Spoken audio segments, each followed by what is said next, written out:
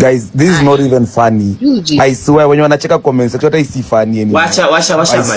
Washa malisa tu to consume. So, aesi kwa anasema mwitu amekami yote. Janet onginani keta ingedelea?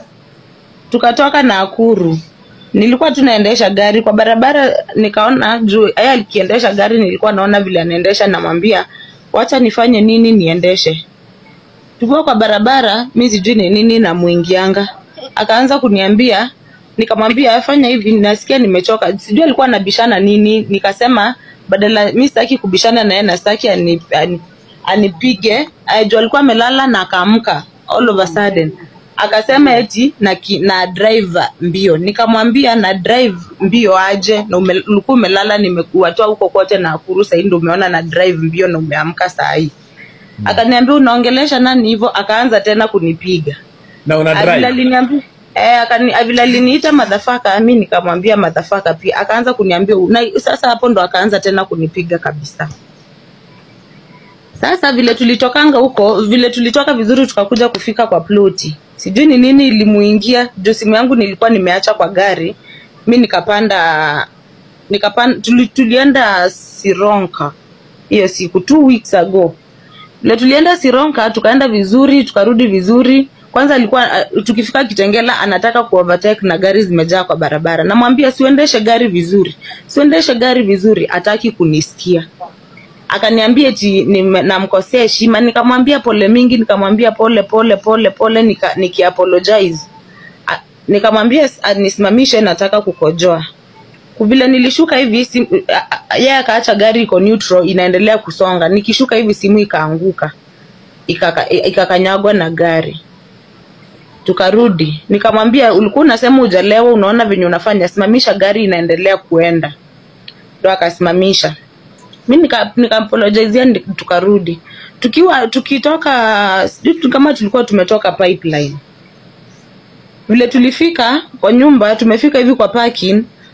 Mimi sikuwa nataka maneno mingi juu tulikuwa tumetoka kuonana na fitness. Sijui kama namjua hiyo siku.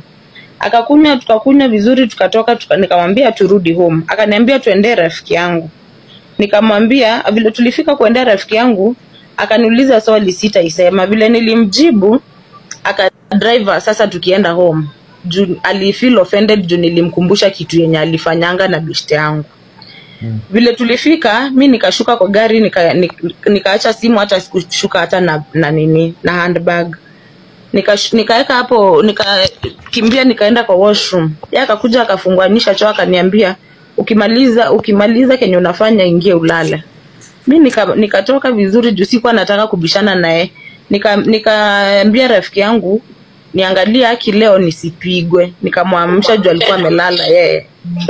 Nikamwambia angalia leo nisipigwe, amka. Vile nilitoka kwa washroom, nikatoa heels, nikatoka nje.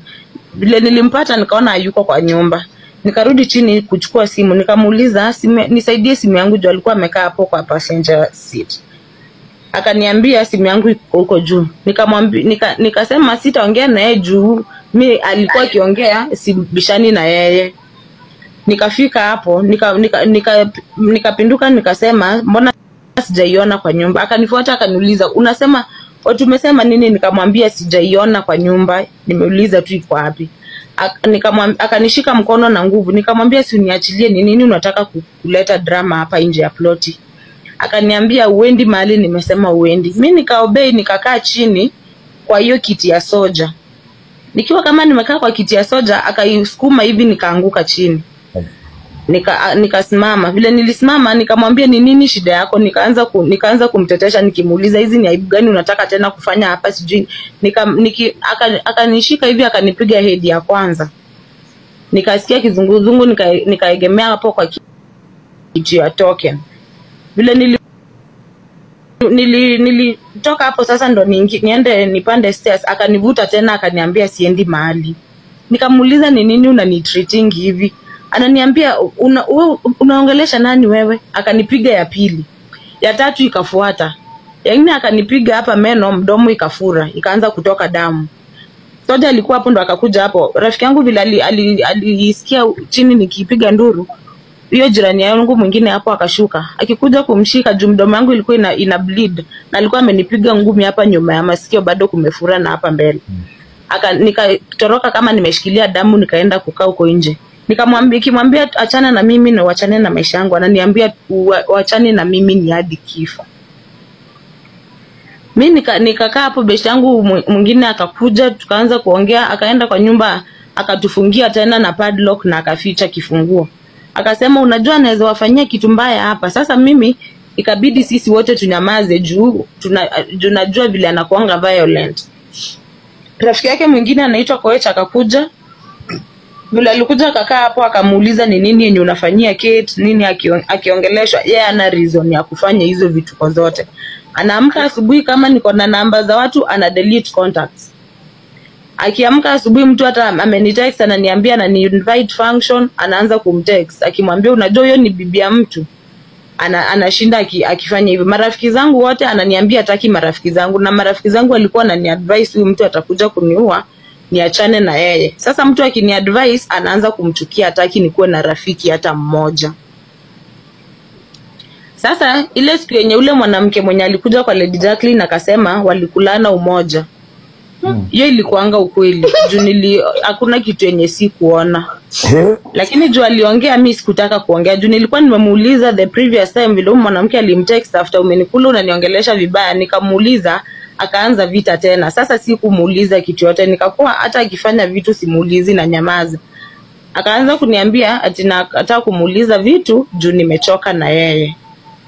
Kama nimeamua kuachana na yeye nimwambie, na nikimwambia nijue ni kifo. Ndio mimi sasa nikatorokanga home, nikarudi tena ile siku yenye alitupatanga Caribbean, akasema tukakule lunch. Tukiwa hapo ndio nilikuwa nimetoroka, nikamwambia mimi siwezi ishi na yeye, aniache anipe time yangu. Tukatokanga huko, nikaona hata alileta drama hapo Pipeline Transami, story mingi zenye hazina maana, nikarudingi home na beshte yangu. Sasa kila saa anaanza kuniambia vile ulikuwa huko kwa rafiki yako ulikuwa na wanaume sijui nini. Na mimi vile niliona simu yake wanawake walikuwa hapo wengi sana, anashinda akiwaambia wakujie mechi. Mimi nikasema sitamuuliza, nikanyamaza. Anakaa kama amefunga mlango, akitoka nje anaacha amenifungia, akirudi anafunga mlango anaficha kifunguo. Ndio nikapatanga kama amelewa, kifunguo ikaanguka, nikaisongesha na mguu nikaificha, ndio nikatoroka kama amelala. Na ulikuwa unarudi ya nini? Mimi mnajua unagoa washana na kitanda. Anyways, Washa